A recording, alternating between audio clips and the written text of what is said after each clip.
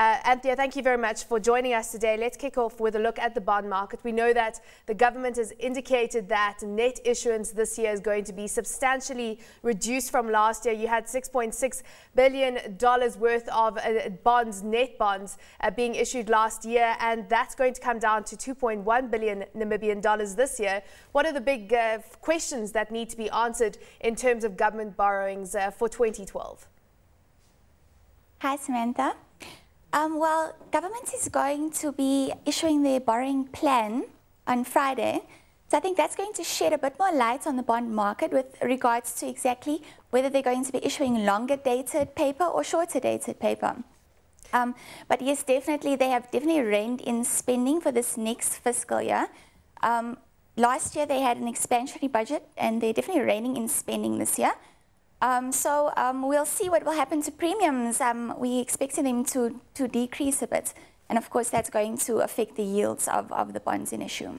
In terms of government borrowing, it has been weighted towards the short end of the curve, and some have indicated that if you had to have an increase in interest rates, that could be problematic for government borrowing. Is this a concern right now? Are you going to start seeing a shift in terms of where government is borrowing along the curve?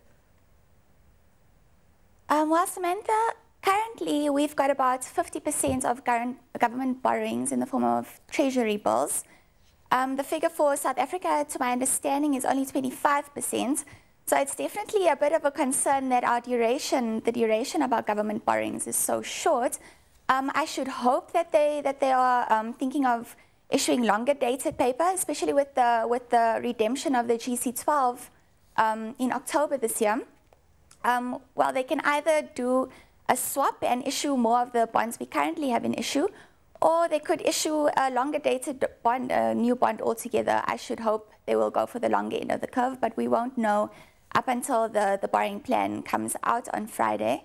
So we'll just have to wait and see until then. Factors that we clearly need clarity on right now, but looking at the overall performance of the bond market, underperforming the equity market, you're looking at a 2.7% year-to-date return versus the overall index, which is sitting with a 7.2% return. And we know that local index has really been fueling the rally. What are your thoughts on the performance year-to-date and that relative performance that we're looking at?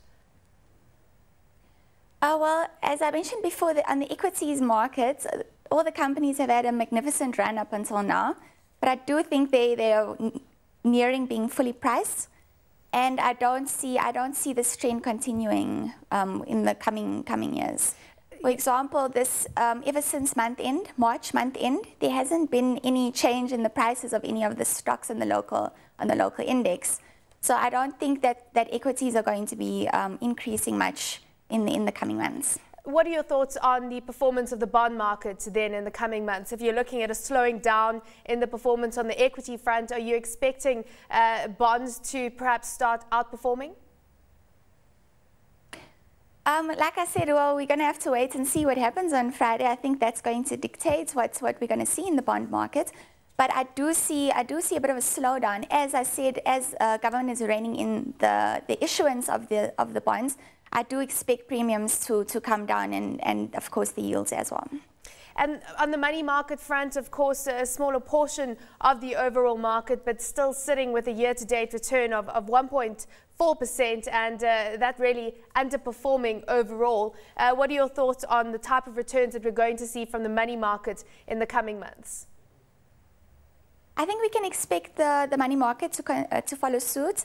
It's been increasing with about 0.48% month on month for quite a while now, and I don't expect that to change anytime soon.